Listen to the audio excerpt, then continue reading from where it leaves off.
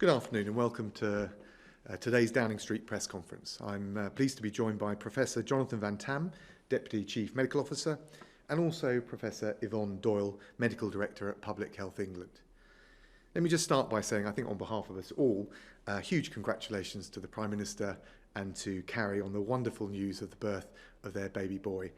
I've spoken to the PM and I can tell you that both mum and son are doing really well. Now next, let me give an update on the latest data on coronavirus from our COBRA data file. And I can report that through the government's ongoing monitoring and testing programme, as of today, there have now been 818,539 tests for the virus across the UK, including 52,429 tests that took place yesterday. 165,221 people have tested positive, and that's an increase of 4,076 cases on yesterday's number. Now, as the Health Secretary announced yesterday, from today we're moving to an improved daily reporting system for deaths, so that deaths in all settings are included wherever the individual has tested positive for COVID-19, rather than just those in hospitals. And those figures show that up to yesterday on the new measure, we have recorded an additional 3,811 deaths in total. And I think it's just important to say that those additional deaths were spread over the period from the 2nd of March to the 28th of April. So they don't represent a sudden surge in the number of deaths. Sadly, today's figures show an additional 765 deaths compared to yesterday. I'll let Professor Doyle talk us through the data in detail in a little while, but I think we must never lose sight of the fact that behind every statistic there are many human lives that have been tragically lost before their time. We also pay tribute, of course, to those caring for the sick, and yesterday at 11 o'clock in the morning the whole country observed a minute's silence, a moment to reflect on the sacrifice of all of our frontline workers who have died whilst dedicating themselves to caring for and serving others. Now, on the 16th of April, I set out 5 principles that would guide our approach to the transition away from the current set of social distancing measures in place and into a second phase. We continue to see evidence in the data of a flattening of the peak of the virus, and that is only happening because we delivered on the 2 central pillars of our strategic approach to defeating coronavirus. The first one was that we reinforced our NHS capacity through the Nightingale hospitals, the extra critical care capacity, more ventilator beds, and extra doctors and nurses on the front line. And the second is that we introduced the social distancing measures at the right time, guided by the scientific and medical evidence. And the public's overwhelming support for those rules has helped save lives and protect the NHS from becoming overwhelmed.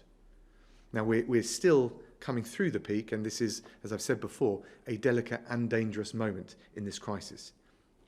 So I know that a lot of people have made a lot of sacrifices, which is why it's so important that we don't let up now and risk undoing all of that hard work. So as we look to the future, our 5 tests remain absolutely key. First, we must continue to boost NHS capacity, preventing it from being overwhelmed. Second, we need to see a sustained and consistent fall in the number of deaths.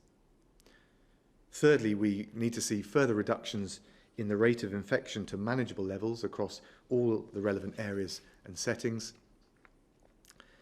And fourth, we must be confident that the NHS will be able to cope with future demands. And that includes as a result of any changes to existing measures or new measures that we may need to take. Fifth, and I think this is probably the most critical of the 5 principles, we need to be confident that any adjustments to the current measures will not risk a second peak of infections that could overwhelm the NHS. A second spike would be harmful to public health, and it would result in many more deaths from COVID-19. That itself would lead to a second lockdown, inflicting further prolonged economic pain on the country. And as the Governor of the Bank of England, Andrew Bailey, said last week, that wouldn't just be economically dangerous, it would inflict a serious blow to public confidence.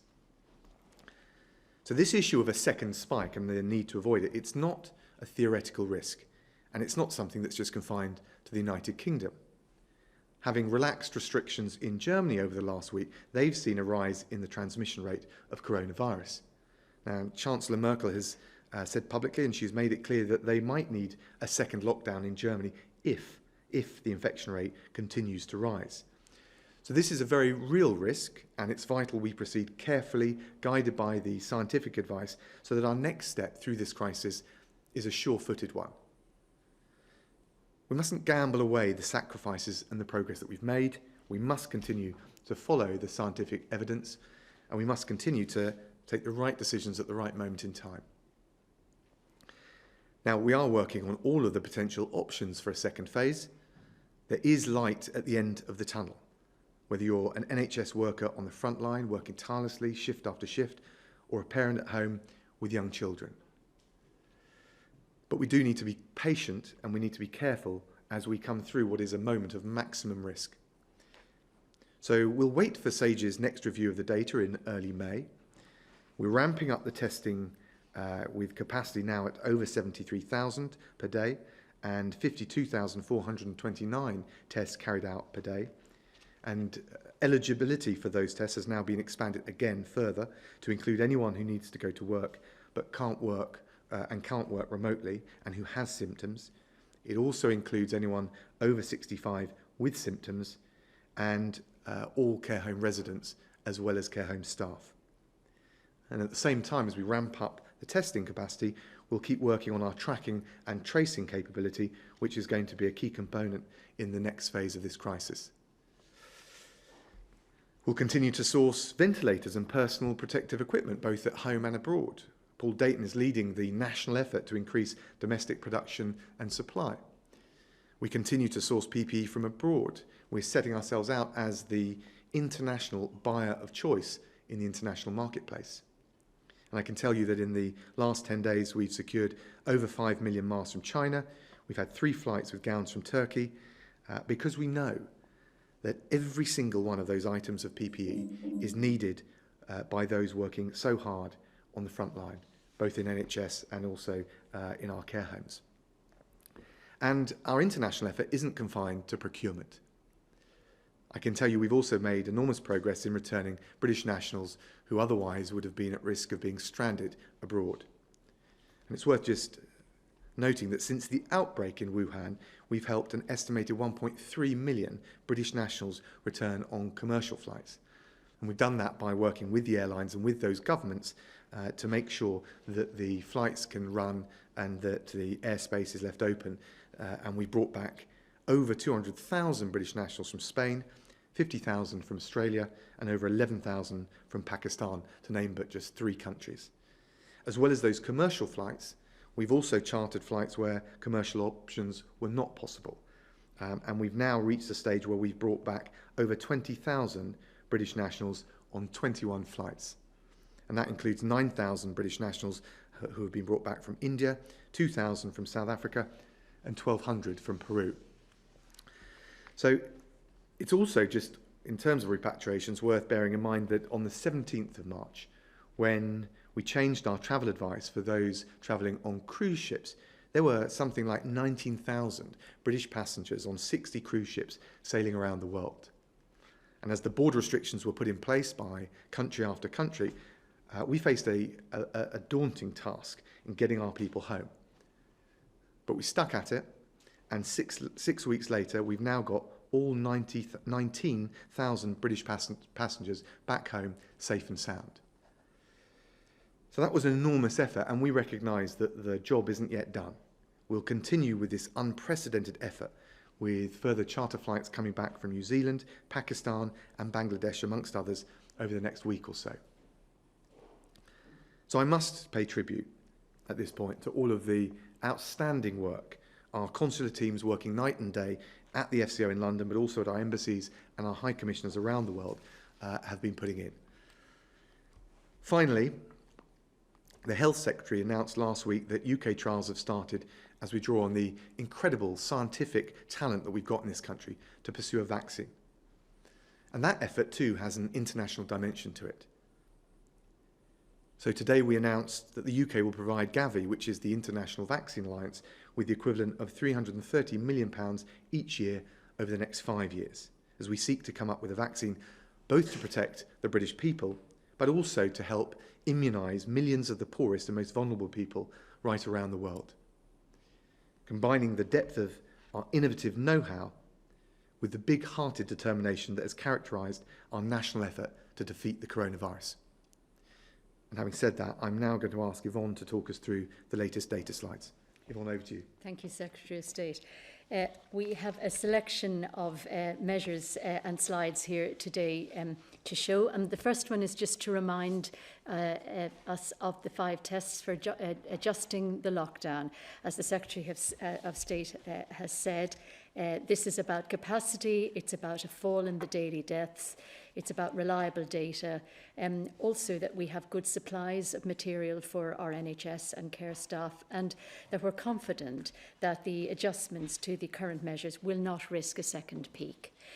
But moving to the actual slides, and the next slide please, shows what is going on out in society at the moment. This is a transport slide which shows the use of various forms of transport. As we've seen up to now, very dramatic falls in most modes, but there has been an uptick in motor vehicles. And the message here really is that we are still passing through this peak. And this use of motor vehicles is the highest working day use since the 23rd of March, and we really have to be vigilant that most people are making huge efforts to stay at home and save lives, and this is slightly worrying. So please do stay at home, protect the NHS, save lives, and go out for the necessities, and the transport data will reflect that. The next slide, please, is about new cases in the NHS and in the country at the moment in the UK. And we can see here the increasing amount of testing that's going on through the orange bars. But basically, the cases have remained broadly stable over the last weeks, and that is good news. But I want to move on really to show you a little more about that. The next slide, please, does show this. So now we have a slide about people in hospital. And this is broadly good news because the numbers in hospital have decreased from over 18,000 to over 15,000. That's a 16% decrease. And it's manifest in all regions. You can see how London had an early peak, but now London is declining in its use of hospital facilities. But of course, other regions may overtake that. So we do have to be careful. As I say, we are passing through this peak. We're not through this yet. The next slide, thank you, is about critical care bed use in the UK. And this means all beds, both high dependency and intensive care wards use. And this is good news because we can see here that 40% of the beds are being used. That means there is critical care capacity. And that is a credit to the NHS for how it has got us through this crisis to this stage. And there is capacity and room for patients who need it. The next slide, please, is about the cumulative daily COVID deaths. Now, this is an interesting slide where we'll begin to get in a little bit more into what is going on with deaths. So the deaths in hospital is the blue line, and that is what has been measured very reliably up to now. But now Public Health England, with support from the NHS, has been in a position to congregate deaths in all settings based on confirmed tests that we see coming through our labs. So what we can say here is, first of all, that the deaths on the orange line are confirmed deaths from coronavirus. That tells us what exactly is going on in all settings. And when I say all settings, I mean hospitals, health protection team, the local outbreak teams, in the community broadly, and in care homes. So now we see that there is a divergence. It's not it's about a 20% divergence, but it's good news in the main in terms of what it is showing, because what it's showing is we are getting a comprehensive picture, and this is most important for control. So could I move on to the next slide, please? which is about the daily deaths, which is excluding deaths outside of hospital. So these are hospital deaths, which is what we were looking at in the previous slide, in the blue slide. And it shows this declining trend of deaths in hospital, which the trend started to increase at the end of March, and we can see it declining. But to re-stress, we're still coming through the peak because, of course, this doesn't represent all deaths. But it is good news about deaths in hospital, and that is also a credit to the good treatment in hospital. The next slide looks at COVID deaths in all settings. And you can see there, it's a cumulative line there, the orange line. And it's good to do it that way because otherwise you get swings and ups and downs when weekends occur and people, are not sure what has happened with deaths. But with the line, you can see the trend. And the trend is quite flat, actually. It may begin to decline, but we're not convinced of that yet. But it's good to show that. And the reason it starts at the 30th of March is because this is about all settings. That was the time when we were able to start measuring that from then on. So this is a 7-day rolling average. And it's daily. And it's very important we know what's happening daily. Now on to global. So global death comparisons. I have 2 slides here. The first one is actually just crude numbers. And you can see here a pattern that looks like the United States has a very high number of deaths and other countries perhaps are aligning with each other. But the point on this slide at the side says a number of things. First of all, these measures may not be comprehensive measures of death in the way that we're very keen to do here and are doing now comprehensively. So, for instance, in Spain, we're not absolutely clear whether the deaths in Spain include all care home deaths. And this is understandable because it's very complex and difficult to get these measures, particularly on a daily basis, which is why the news today about being able to do this on a daily basis is very good news. Although, of course, the news about numbers of deaths is not good news and again stresses how dangerous this virus is, how sad it is for those individuals, and how we have to be ever vigilant about how we look after each other and how we adhere to the requests to stay at home, protect the NHS, and particularly to save lives. Now, the last slide is also interesting because this now shows the cumulative death number per million population, and this shows a very different pattern, where we can see 2 measures for the UK, the hospital deaths and the comprehensive deaths. They're not hugely different on this scale, but you can see where we are now tracking much more along our European neighbours, and also we're seeing Italy and Spain there and France, but the US, of course, has dropped because we're now measuring rates per million. Other countries have increased. The important thing here is that it is our measures are comprehensive, they're daily, and they take in all care settings. So I thought you would wish to see the 2 contrasts. Thank you, Secretary of State. Yvonne, thank you very much indeed. I think we'll now turn to questions from the media, and I think first up we've got Hugh Pym from the BBC. Hugh, are you there? Foreign Secretary. Question about testing. What support will you give care homes in administering and organising tests and helping them keep residents and staff safe? Well, I'm happy to let either Yvonne or Jonathan come in, but just to be clear, we've expanded the eligibility. Eligibility now includes anyone in a care home, whether resident or staff. We have obviously had a distribution issue. There's no sugarcoating the challenge we've had with that. We've helped deliver them through the Local Resilience Forum. We are getting the Clipper service up and running, and the military have also done an exceptional job.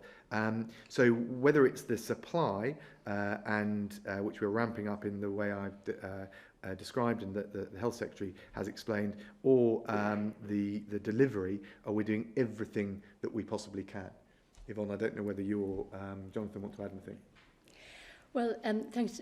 Yes, indeed, Hugh. So there are a number of ways that testing is and will continue to happen at scale in care homes. Since this epidemic in care homes, which still continues, there has been a huge local effort, both through local government, our directors of public health, our health protection teams, but increasingly with support from national endeavours to get the tests to the home, to make sure staff get the testing they need. This will continue for some considerable time until we are convinced that we have got under this epidemic in the care homes, which is, of course, of most concern. Anything else you'd like to ask on that? Couldn't testing really have started sooner than now? Well, Hugh, testing has always occurred during outbreaks, and that has never been given up at a local level. Our health protection teams, supported by others, the NHS locally, have been going into care homes throughout the country. But the scale and the speed of this epidemic is really in the last couple of weeks. And there is a huge national and local endeavour to both not just test, which is very important, but to also understand the measures that would make a difference in care homes, and to look at that in a very rapid way, looking at the evidence, so that we can put in place measures that protect people. People are absolutely passionate about getting this right, but it is a most complex sector to get to. 16,000 homes, a lot of places to go, and critical to use local intelligence as to where the risks are highest. Also, Hugh, it's just worth saying that, of course, you'd have to have an enormous testing capacity to deliver what I think you're suggesting we could have or should have. One of the big challenges we've had is asymptomatic people coming to and in and out of care homes, whether it's other care home workers who work in more than one place, NHS staff coming in, or indeed members of family. And as Yvonne said, it's obviously a very decentralised system, but the social distancing and the control over transmission in and out of care homes is probably the single biggest factor. And obviously we're doing everything we can to give the guidance and give the support to care homes to achieve that. Dan Hewitt, ITV. Thank you, Secretary of State. We've discovered that hospices are being denied access to government-managed supplies of PPE, of personal protective equipment. Unlike hospitals and care homes, they are not being included in the main NHS supply chain managed by the government through Supply Chain Coordination Limited. Instead, hospices are still relying on donations of PPE, and they're having to buy their own largely on the open market at hugely inflated prices. It means that hospices have told us that they could run out of PPE within a matter of days. Why is it that hospices are being treated differently to hospitals and care homes when it comes to accessing PPE? Well, I'll defer to Jonathan and Yvonne, but basically, and I don't know, of course, the hospices that you've talked to, but we've been guided throughout by the NHS about where A, the shortfalls have been, and B, what's the priority. And we've always said that the priority has been on the front line of the NHS and care homes, but obviously we want to make sure we've got enough PPE. That's why we're doing all of these flights from abroad. That's why Paul Dayton's ramping up the domestic capacity to get to anyone that may need it, and obviously hospice is very important there as well. Yes, Secretary of State. So it's very important we ascertain where these problems are, and that's why local intelligence is very important. The guidance covers all places where people are at risk. So that's very important to say. There is no differentiation here in where people are at risk and what they might need. What may often be lacking is the knowledge of where there are pockets of problems, and we've had this throughout. So it is welcome to know this, and there are ways in which hospices can actually make known what they need through helplines. But if that isn't happening, then it's very important that we do hear this. Dan, do you want to supplementary? Anything you want to come back on? Yeah, thank you, Secretary of State. On that, Hospice UK, the main charity, I understand, have been coordinating and speaking to the relevant bodies within government to explain, and have provided evidence that shows they need this PPE. So you're absolutely right to say it must go where it needs to, but they have made a very strong case to say they need it. They're treating 3 times as many terminally ill patients now than they were this time last year. They're treating people with coronavirus, so they definitely do need this PPE. I think the assurance they want is when they'll be included in the NHS supply chain, because, as I say, they are caring for very sick and vulnerable people as well.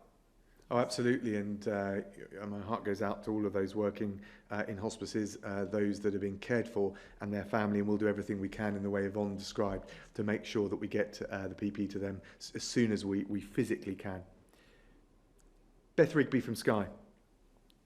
Thank you. First, Secretary of State, on Sunday you said you were, and I quote you, reasonably confident that deaths in care homes are coming down at about the same rate more broadly as captured by the NHS figures.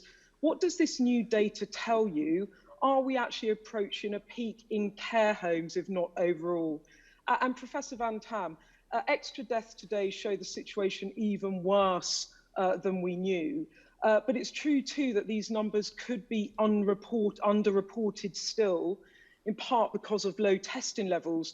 Should we be braced for a further upward revision of these figures in the future?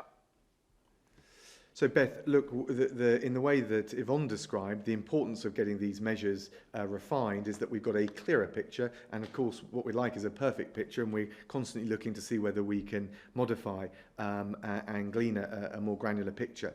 The reality is, and I think when SAGE gave its evidence on its review of the social distancing measures around the 16th of April, I think, was the press conference, so it was shortly before then. They were very clear that the R level was coming down. It was below 1 in the community, but there were challenges in hospital settings. We're getting to grips with that, but also in care homes. So we've known about this challenge, and we're doing everything we can to meet it. PPE is one of the aspects of it. Testing is another.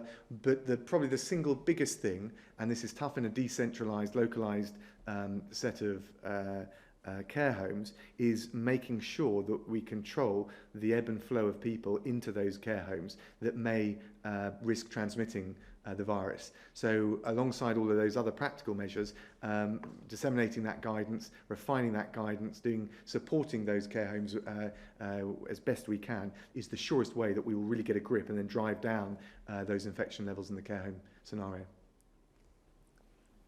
Yvonne, is there anything you'd add, or Jonathan? I might just add, but Jonathan can supplement this. So, Beth, the question is opposite to what CQC also measures. So, CQC will also put out deaths in care homes, and they will not always be confirmed by testing. So in due course, those deaths may occur on death certificates. So we may expect more than we're seeing at the moment, yes. Sorry, Jonathan, I was just... And it's worth just bearing in mind, as Yvonne said earlier, in relation to slides, what we're trying to do is get the most granular picture. I think when it comes to the international comparisons, certainly not all of the countries are recording even to the level that we've got to now, which is why some of those international comparisons. But we're just committed to maximum transparency, one, because people should know the full picture, and secondly, when you know more about the data, you've got a better chance of gripping it in the way that we're absolutely committed to doing. Jonathan. Yes, so thank you, Beth. I'll answer your question in a slightly different way and say that clearly we have moved to a system of recording deaths that is better and more granular because it covers more than just the hospital setting. But in epidemiology terms, eventually we will be able to compute a different estimate of deaths called excess deaths. And that is really accepting that across the year, deaths go up in the winter and down in the summer in a broadly oscillating wave. And one can work out what the average is over multiple years and then work out what in this particular coronavirus pandemic our departure has been from that in terms of total number of deaths. And that will give us an excess death figure, and that will be highly comparable when other excess death figures come out across the world, including many parts of Europe. In fact, there's a standardised methodology that the Europeans use for calculating excess mortality. So to your point, will there be more? I think I'd kind of turn that question slightly, or turn the answer, and say, in time, we'll have a much better answer when we start to look at excess mortality as a total, which will take into account both deaths related to COVID-19 and deaths that may have occurred not due to COVID-19 at all, but as a consequence of the crisis. And some of those will take time to come through. And I'm afraid that is a phenomenon that we will face right across the world with this awful crisis that we're in. Beth, do you want to pick up on any of that? Yeah, just quickly, just to follow up, it's been really encouraging that although the death toll has been horrific, that it has been falling in hospitals. Now you have the care home data. Is it falling in hospitals, but that death tally going up still in care homes? I'm not sure we have the data, but I'll... I don't think we can say that quite yet, Beth. I wouldn't make any predictions about what will happen in care homes, but we should know that soon because the hospital curve has declined. Bearing in mind that still the majority of deaths do occur in hospital, including those who are resident in care homes. Beth, thanks very much. Andy Bell from Channel 5. Thanks very much. You have your 5 tests that you say have to be met before we can move on in terms of lockdown. Right now, how many of those tests do you think you're passing? Well, as I said when I set them out, we will need the advice from SAGE, which was going to be 3 weeks after, I think the 16th of April, so it will come early May. So we don't know yet. There is some positive signs in the data, but as Yvonne has said, and as we've been at pains to say, we're at a delicate and dangerous moment in this challenge. We're coming through the peak, but we're not there yet, which is why keeping on focusing on the social distancing measures, which has been one of the great successes of the approach taken because of the support of the British people, is so important. So people sitting at home watching this have saved lives by following that guidance. And until we're out of the woods, if I can put it like that, and they need to keep doing that. And we won't know that we've reached that point until SAGE give us that review of the evidence. Can I come back in on that? Sure, of course. But the government has said several times that the NHS has not been overwhelmed, has not been overtopped. Are you saying you're not even satisfied at this stage that you can say you've passed test number 1? Well, the NHS quite clearly hasn't been overwhelmed. That's been the second key critical bit of the strategy which we delivered successfully. It's a great credit to those on the front line, but we have also got the ventilator beds, the critical care capacity up. The military have done a great job in supporting the new Nightingale hospitals. So we're confident at this stage, but of course if you look at the 5 tests, Andy, and I know you're taking this very seriously, we've also said that we need to make sure that we can see to the future that will still be the case, and also that with any changes we might make and what that would do not just to the coronavirus infection rate as we've seen in Germany, but also to the non-COVID cases, we need to be confident the NHS will be able to cope. So you're right absolutely to point to the 5 tests. And I've just got to say, at this moment in time, we're waiting for SAGE's evidence on all 5 aspects, which we're expecting in early May. Can I bring in Jason Groves from the Daily Mail? Hi, thanks. Foreign Secretary, you may have seen overnight the new Mail Force charity has brought in £1 million worth of PPE from China. Now, you know how difficult that is. You've got your own challenges with PPE. I wondered how helpful that sort of private sector initiative is. And to Professor Van Tam, we've heard a little bit about this idea that the virus perhaps spreads more slowly outdoors than it does indoors. I wonder if you could tell us a little bit more about that and what the implications of that might be. Well, look, Jason, fantastic Mail Force campaign, 100,000 masks, 50,000 overalls, all going to those frontline workers in the NHS, in care homes. I've just got to pay tribute. The Daily Mail has really contributed to that national effort that we were talking about, and it all counts. So huge thanks, I think, from the government side. Jonathan. Okay, so thank you for the question about how the virus spreads and to what extent it spreads. And if I can just replay the question back to you to be sure I heard it right. You were asking about the difference between indoors and outdoors. Yeah. Yeah, that's right. Okay, so we have learnt a great deal over the years from studying influenza and patterns of transmission of influenza. And I accept that the coronavirus is a new virus. It is not entirely the same as influenza, and we are getting more and more data on transmission of COVID-19 as the days and weeks roll by. But nevertheless, there is a definite truism across all of the science literature that ventilation is a most critical part of reducing transmission from respiratory viruses. And if you think about being outdoors, first of all, by and large, distancing between human beings is greater anyway. But if you just stand still for a moment and experience just normal breezes and air currents around you, you absolutely get a sense that any kind of plumes of anything are going to be very rapidly dispersed.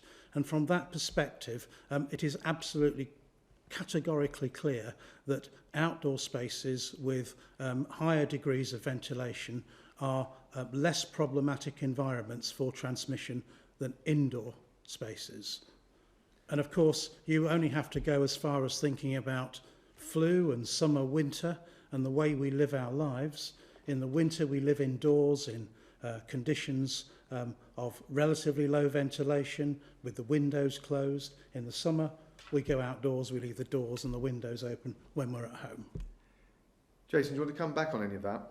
Yeah, well, I was just going to, thanks for your comments, and I was going to come back on that latter point. I mean, people obviously thinking about what's going to happen in this next phase. Given that difference, might it mean that there is some hope for things like garden centres, outdoor events like park runs, going to the beach, maybe even beer gardens before people sort of give up hope? Thank you for the question. I completely get it and understand why you're asking the question. SAGE absolutely is keeping all of that evidence under very considerably detailed review, and that evidence has been formulated into guidance that we are putting forwards to ministers on a periodic basis.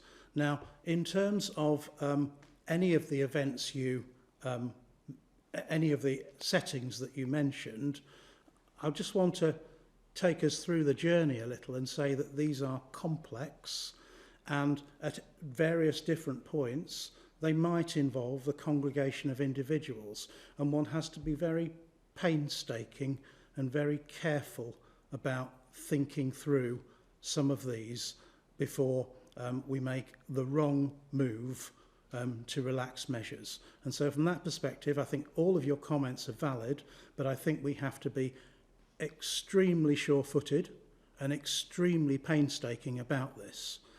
This virus will absolutely come back. You've seen Secretary of State refer to the resurgence in Germany and the difficult considerations that are going on there. This is with us for quite some time, potentially for as long as until we get a vaccine. So from that perspective, we have to be really careful and really sure-footed, and I'm just not going to suggest for a moment that any of this should be rushed.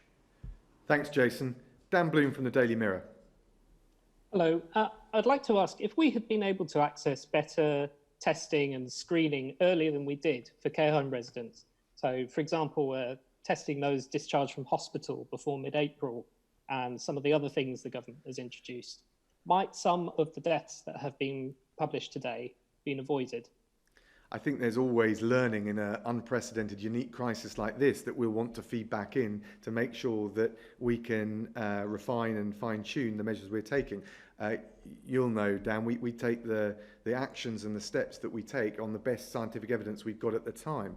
I think in relation to care homes, as I mentioned before, the key thing above all is to manage the transmission of people, that the ebb and flow of people into those care homes that might carry the virus. And that, of course, includes family members and friends. It includes people that are working in more than one care home setting. It includes NHS staff. So on top of testing and PPE and all the things understandably you want to raise, I think that's probably the single most important aspect.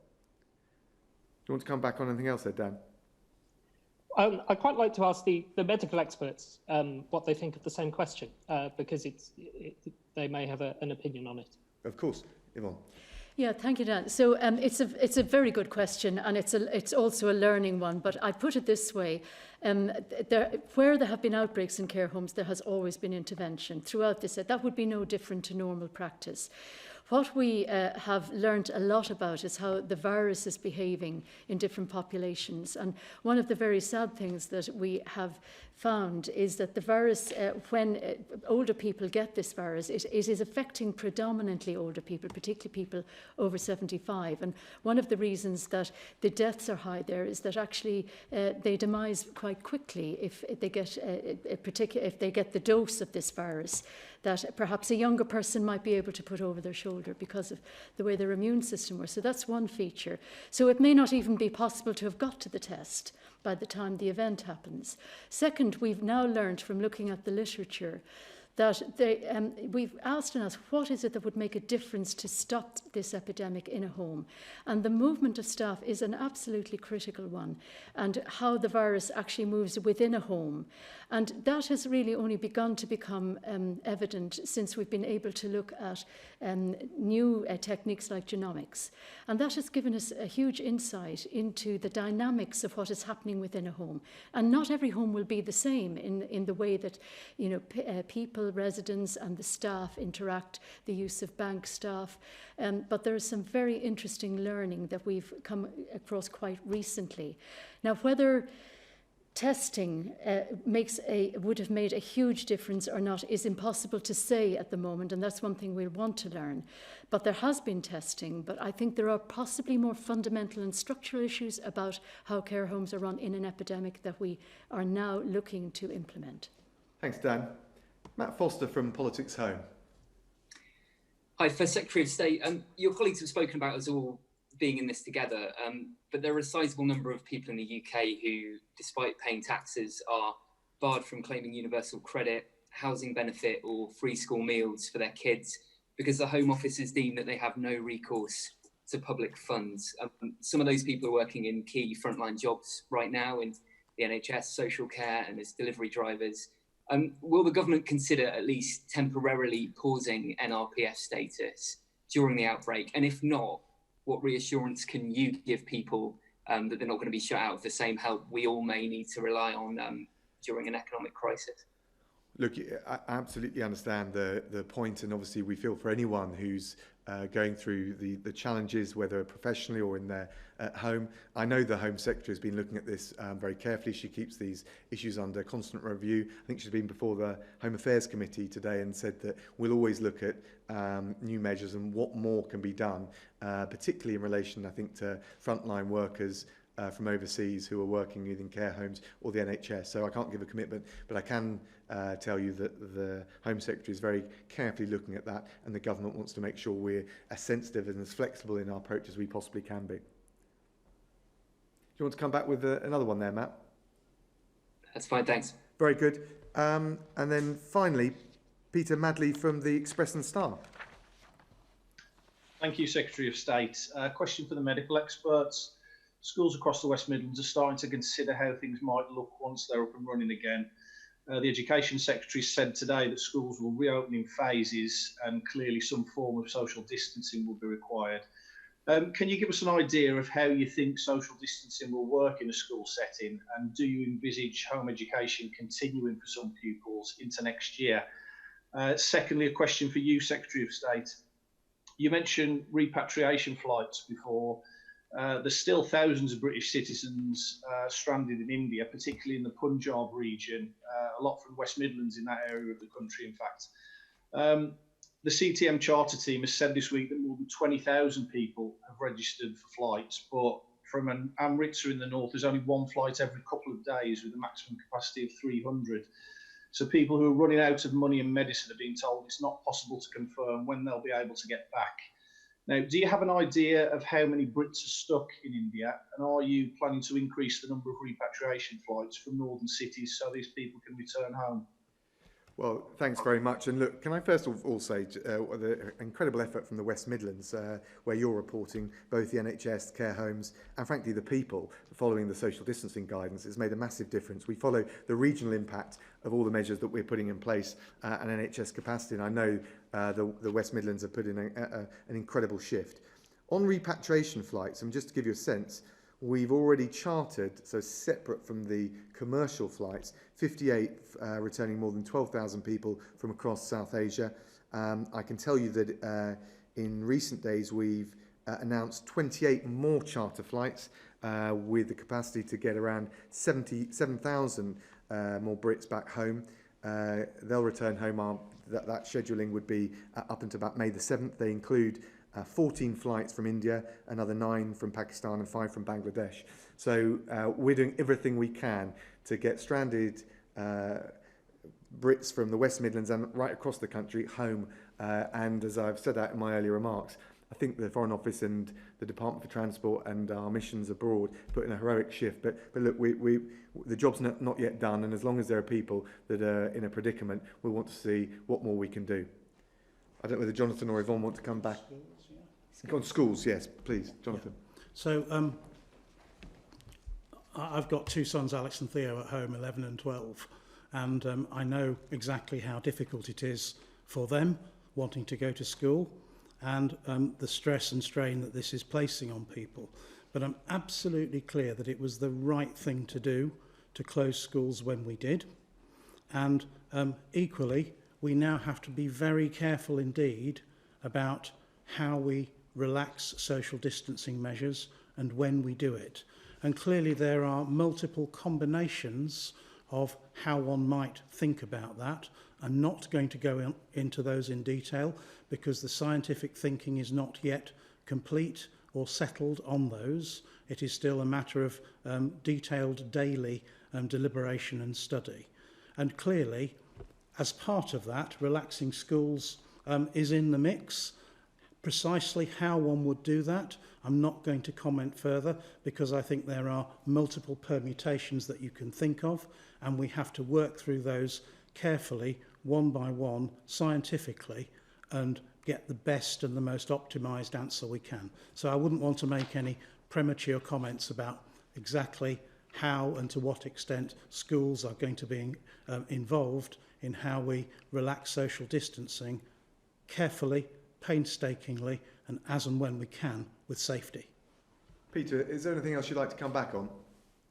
Yes, Mr. Van Tam, if I can be a bit more direct with my question in that case, do you think it's possible for groups of young people to stay 2 metres apart all day long in a school? I think that would be very difficult with a classroom of 4-year-olds, 5-year-olds. I think that would be really tricky. I think we have to think through all of those measures and how that might work. Thanks very much, Peter. I think we've now got a couple of questions from members of the public. We've got Matthew from Surrey who's asking what is being done to ensure that visitors or returning citizens coming through British ports and airports are going into a 14-day quarantine, and why hasn't this been implemented before?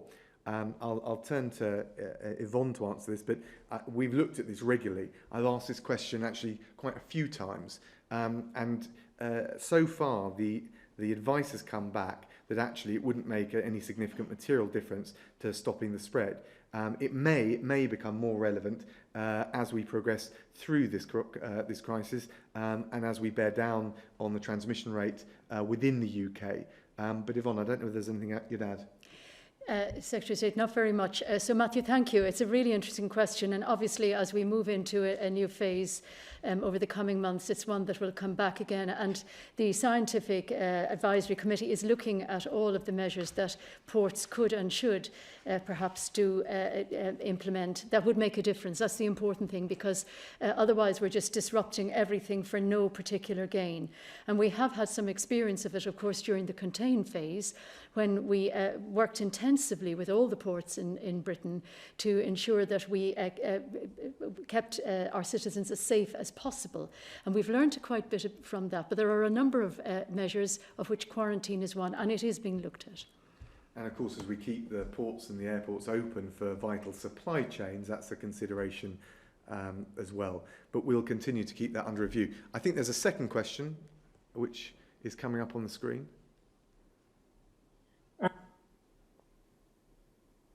As there has been success so far in not overwhelming the NHS, and there seems to be plenty of space in the Nightingale hospitals, why can't we remove some residents from care homes for their immediate safety?